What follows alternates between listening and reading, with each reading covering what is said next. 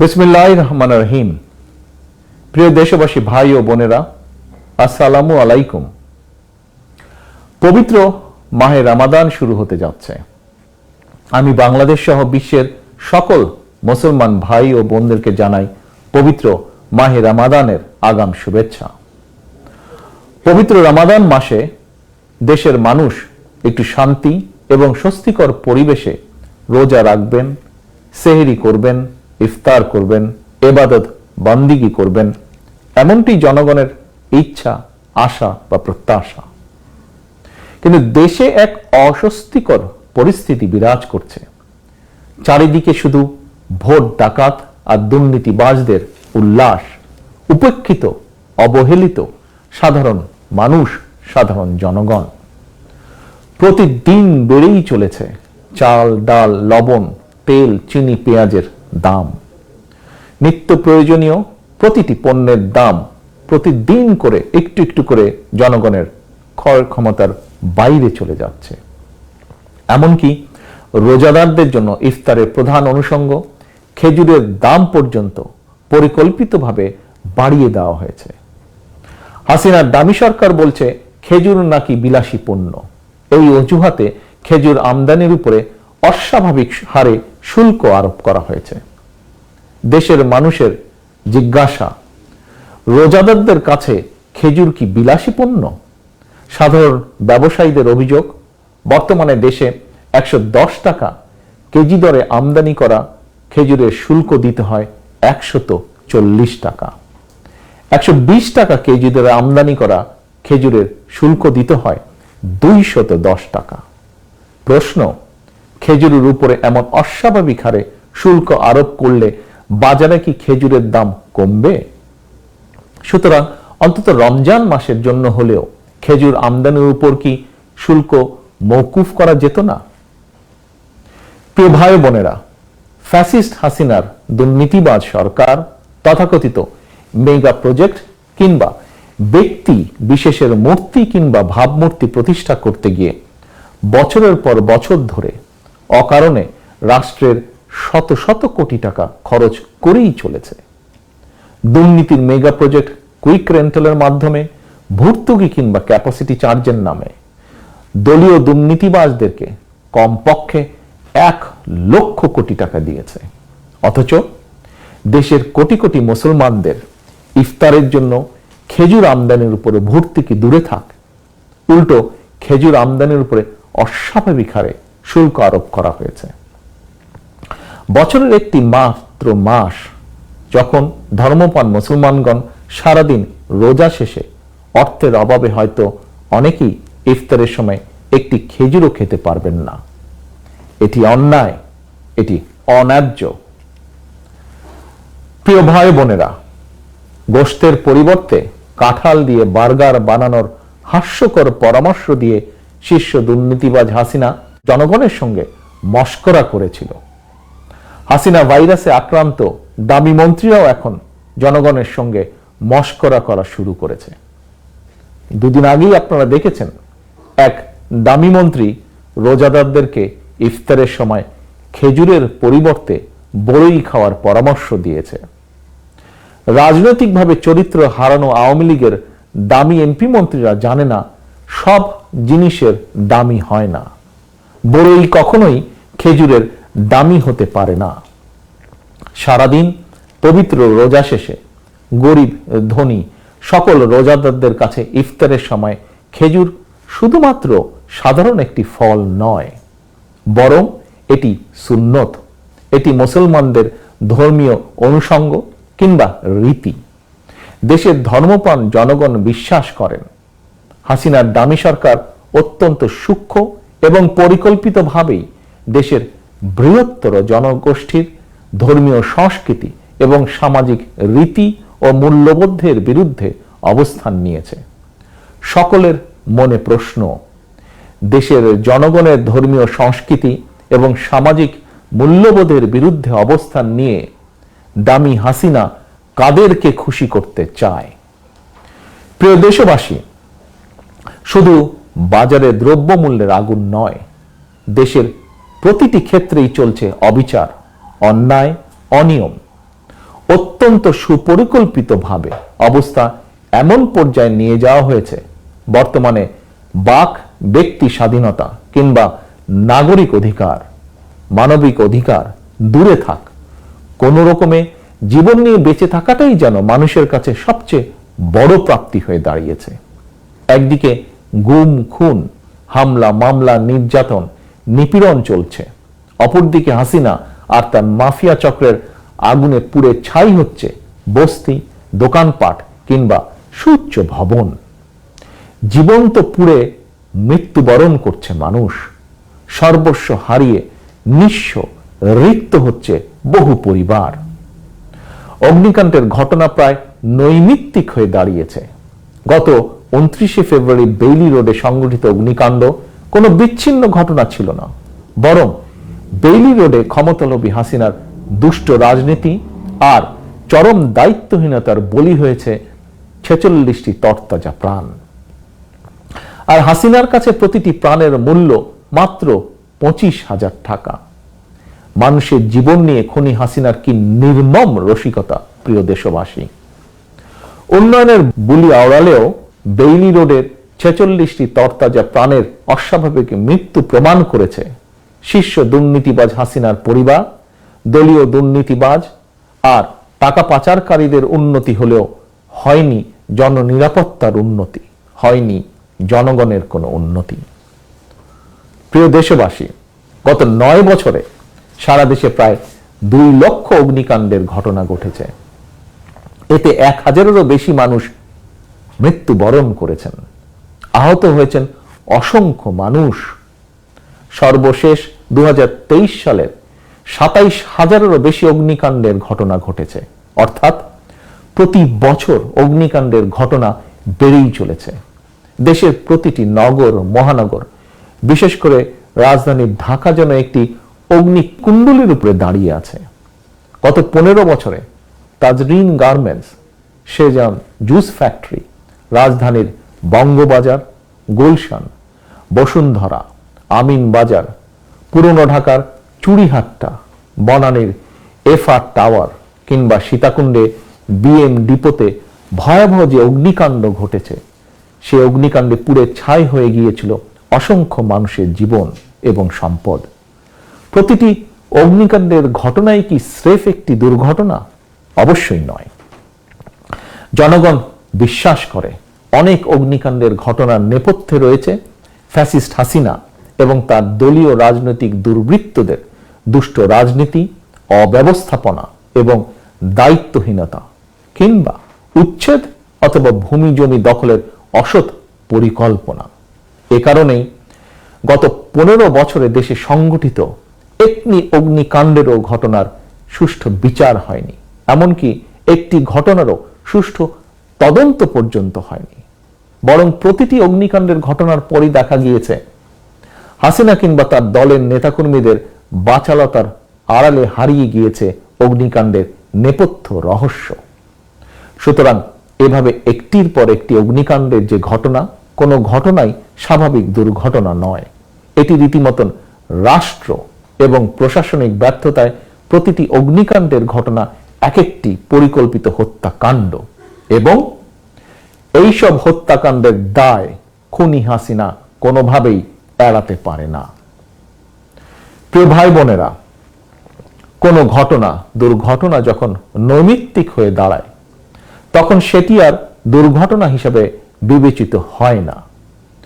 যখন তখন যেখানে সেখানে আগুন লেগে ঘর বাড়ি বস্তি, ব্যবসা প্রতিষ্ঠান, বহুতল ভবন পুড়ছে, মৃত্যুবরণ করছেন শত শত মানুষ, সম্পদ বিনষ্ট হচ্ছে শত শত কোটি টাকার, অথচ অগ্নিকাণ্ডের ঘটনা রোধের জন্য ফায়ার সার্ভিসের আধুনিকায়ন নেই, আধুনিক সরঞ্জাম নেই, এমনকি নেই ফায়ার ব্রিগেডকে আরো দক্ষ প্রতিষ্ঠান করার জন্য প্রয়োজনীয় আইন এবং বিধিমালা।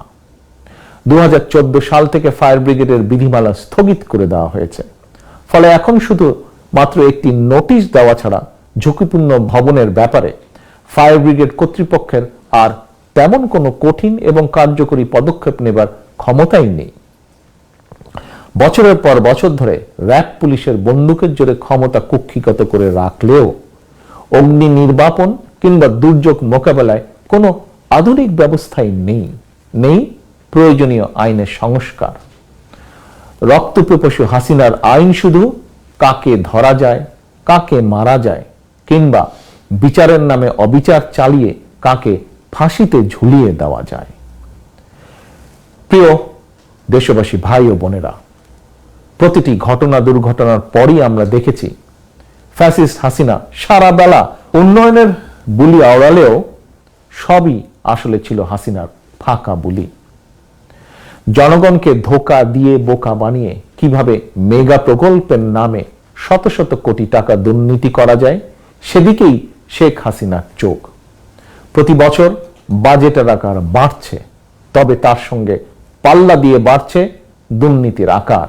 অর্থাৎ মেগা দুর্নীতির জন্যই যেন প্রতি বছরের এই বাজেটে উপেক্ষিত, অবহেলিত নাগরিক নিরাপত্তা কিংবা নাগরিকদের ক্ষমতায়নের সঙ্গে সংশ্লিষ্ট তথা জননিরাপত্তা, মানব উন্নয়ন, কৃষি, শিক্ষা, স্বাস্থ্য খাত, জন উন্নয়নের সঙ্গে সংশ্লিষ্ট প্রতিটি খাতে বাজেট বরাদ্দ অপ্রতুল।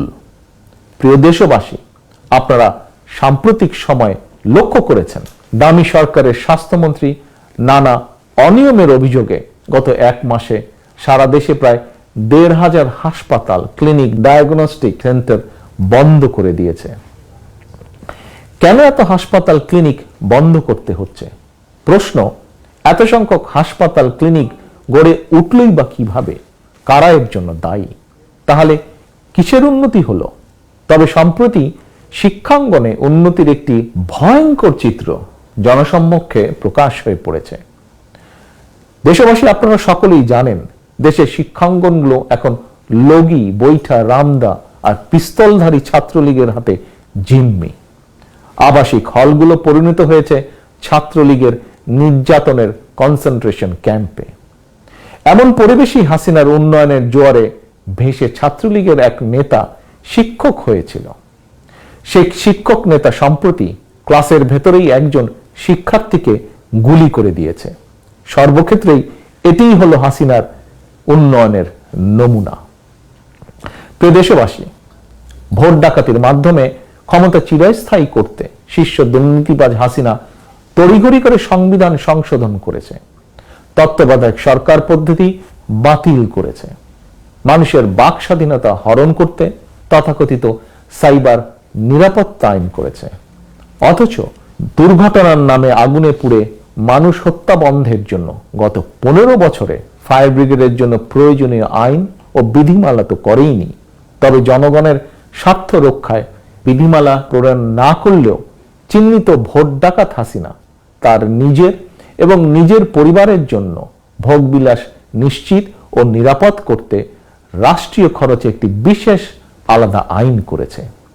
এই আইন অনুযায়ী হাসিনার পরিবারের সদস্যরা বিদেশে থাকলেও বাংলাদেশের খরচে সেখানেও তাদেরকে নিরাপত্তা দিতে হবে।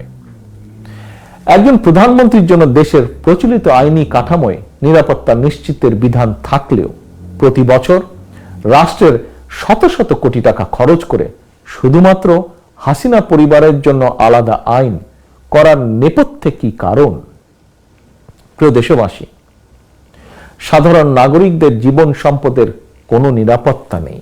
জননিরাপত্তা রক্ষায় ফায়ার ব্রিগেডের আধুনিকায়ন নেই। অথচ গণতান্ত্রিকামী মানুষ, বিরোধী দল এবং ভিন্নমত দমন করতে ফ্যাসিস্ট হাসিনা শত শত কোটি টাকা খরচ করে অস্ত্র, গোলাবারুদ, সাউন্ড গ্রেনেড কিনছে। পুলিশের একটি বিশেষ চক্রকে দেওয়া হচ্ছে দেশে বিদেশে শত শত কোটি টাকার অবৈধ সুযোগ সুবিধা। দেশের প্রতিটি ক্ষেত্রে, প্রতিটি সেক্টরে, প্রতি প্রতিষ্ঠানে এখন সর্বব্যাপী অনিয়ম, অনাচার। স্বাধীনতা, সক্রিয়তা হারিয়ে বিচার বিভাগ আইন মন্ত্রণালয়ের অধীনস্থ একটি বিভাগে পরিণত হয়েছে। দুদক আওয়ামী দুর্নীতিবাজদের নিরাপদ আশ্রয় স্থলে পরিণত হয়েছে। ব্যাংকিং সেক্টর পরিণত হয়েছে লুটেরা, ঋণ খেলাপি আর টাকা পাচারকারীদের দখলে। গত 15 বছরে দেশ থেকে 13 লক্ষ কোটি টাকারও বেশি পাচার করে দেওয়া হয়েছে। এই টাকাগুলো দেশের উন্নয়নের কাজে যদি লাগানো হতো তাহলে সড়ক দুর্ঘটনায় কিংবা আগুনে পুড়ে মানুষের এমন মর্মান্তিক মৃত্যুর ঘটনা হয়তো নৈমিত্তিক হয়ে দাঁড়াতো না। প্রিয় দেশবাসী, আমি একটি বিষয় আপনাদেরকে আবারও স্মরণ করিয়ে দিতে চাই। সম্পূর্ণ মিথ্যা এবং রাজনৈতিক উদ্দেশ্য প্রণোদিত মামলায় একাধিকবার জনগণের ভোটে নির্বাচিত সাবেক প্রধানমন্ত্রী mother of democracy Begum Khaleda জিয়ার প্রতি বিচারের নামে করা হয়েছে অবিচার। অন্যায়ভাবে খালেদা জিয়াকে কারারুদ্ধ করে কেবল একজন রাজনৈতিক নেত্রীকেই নয়, বরং বাংলাদেশের কণ্ঠকেই রুদ্ধ করে রাখা হয়েছে। অনেকেই হয়তো ফ্যাসিস্ট হাসিনার রোশানল থেকে বাঁচার জন্য নীরব ছিলেন, কিংবা যে কোনো কারণেই হোক সরব প্রতিবাদ করেননি সমাজের বহু মানুষ। তাতে কি দেশের কোনো লাভ হয়েছে প্রিয় দেশবাসী? বরং দেশ হয়েছে ক্ষতিগ্রস্ত, দেশে গণতন্ত্রের কবর রচিত হয়েছে। এখন আর ফ্যাসিস্ট হাসিনা কাউকেই মানুষ বলেই গণ্য করছে না। ফ্যাসিস্ট হাসিনার থাবা থেকে বর্তমানে একজন নোবেল লরিয়েটেরও রেহাই মিলছে না। এক যুগেরও বেশি সময় পার হলেও এখনো সাংবাদিক দম্পতি সাগর রুনির হত্যার বিচারই হয়নি। গত 15 বছরে সংখ্যালঘু সম্প্রদায়ের উপর হামলার একটি ঘটনারও সুষ্ঠু তদন্ত কিংবা বিচার হয়নি। দেশে সংগঠিত একটি অগ্নিকাণ্ডের ঘটনারও সুষ্ঠু তদন্ত বা বিচার হয়নি। ব্যাংকদের বিচার হয়নি, অথচ একটি ঠুনকো অভিযোগে একজন নোবেল লরিয়েটকে প্রায় প্রতিদিনই আদালতের বারান্দায় ঘুরতে হচ্ছে। প্রিয় দেশবাসী, mother of democracy Begum Khaleda Zia, Nobel laureate doctor Yunus, doctor Shahidul Alam, দেশের গণতান্ত্রিকামী জনগণ এবং ভিন্নমতের মানুষের প্রতি ফ্যাসিস্ট হাসিনার নির্মম আচরণ দেখেও এখনো যারা না দেখার ভান করছেন, কিংবা এখনো যারা হাসিনার অবিচার অনাচারের বিরুদ্ধে সাধ্য মতন প্রতিবাদী হয়ে উঠছেন না, আমি নিশ্চিত করে বলতে পারি চুপ করে থেকে কেউই নিজেকে কিন্তু রক্ষা করতে সক্ষম হবেন না। শেষে হাসিনার দুঃশাসনের কালে কারোরই কিন্তু রেহাই নেই। আপনি রাজনীতি করেন কিংবা না করেন, কেউই নিরাপদ নন আপনারা, আমরা। প্রধান বিচারপতি এস.কে. সিনহারও রেহাই মিলেনি। কারণ কি? কারণ হাসিনা এখন কেবল মাত্র একটি কলের পুতুল। হাসিনার ক্ষমতার নাটাই দেশের জনগণ কিংবা বাংলাদেশের সীমানার ভিতরে নয়। হাসিনার ক্ষমতার নাটাই বাংলাদেশের সীমানার বাইরে। সুতরাং আপনার কিংবা আপনাদের স্বার্থ দেখার তাবেদার হাসিনার পক্ষে সম্ভব নয়। এমনকি তাবেদার হাসিনা আপনার স্বার্থ দেখার সক্ষমতাই হারিয়ে ফেলেছে। প্রিয় ভাই বোনেরা, কেন এই কথাটি আপনাদের সামনে তুলে ধরলাম তার কারণও আপনাদের সামনে তুলে ধরছি। দেশের সীমান্তে বাংলাদেশের নাগরিক হত্যা, এমনকি বিজিবি সদস্যদেরকেও মেরে ফেললেও বাংলাদেশ প্রতিবাদ করার সাহসই হারিয়ে ফেলেছে। বরং দিন দুয়েক আগে দামি প্রধানমন্ত্রীর, দামি নিরাপত্তা উপদেষ্টার একটি বক্তব্য রীতিমতন বাংলাদেশের নাগরিকদের জন্য উদ্বেগজনক। এই উপদেষ্টা বলেছে তার বক্তব্যে, সীমান্তে মৃত্যুর ঘটনা হত্যাকাণ্ড নয়, সীমান্তের হত্যাকাণ্ড নাকি দুর্ঘটনা। প্রিয় দেশবাসী, দেশের এমন পরিস্থিতিতে আমি আমার প্রায় সকল বক্তব্যে একটি বিষয়ের প্রতি আপনাদের দৃষ্টি আকর্ষণ করেছি, আজও করতে চাই। কি সেটি? সেটি হলো দেশের চলমান যে পরিস্থিতি, চলমান যে সংকট বিরাজমান, এটি শুধুমাত্র বিএনপির একা সংকট নয়, অথবা এটি কোনো রাজনৈতিক গোষ্ঠী বা কতগুলো রাজনৈতিক দলের সমস্যা নয়। চলমান সংকট দেশের প্রতিটি গণতান্ত্রিকামী মানুষের সংকটে পরিণত হয়েছে।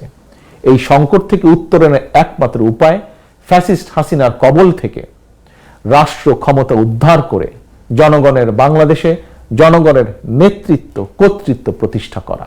সুতরাং কোনো অজুহাত কিংবা ক্ষুদ্র দলীয় স্বার্থ প্রাধান্য না দিয়ে যদি আমরা ঐক্যবদ্ধ না হই, তাহলে হয়তো সেদিন বেশি দূরে নয় যেদিন স্বাধীন বাংলাদেশেও আমাদেরকেও হয়তো নিজ ভূমিতে নির্মম নির্যাতিত ফিলিস্তিনিদের ভাগ্য বরণ করতে হতে পারে।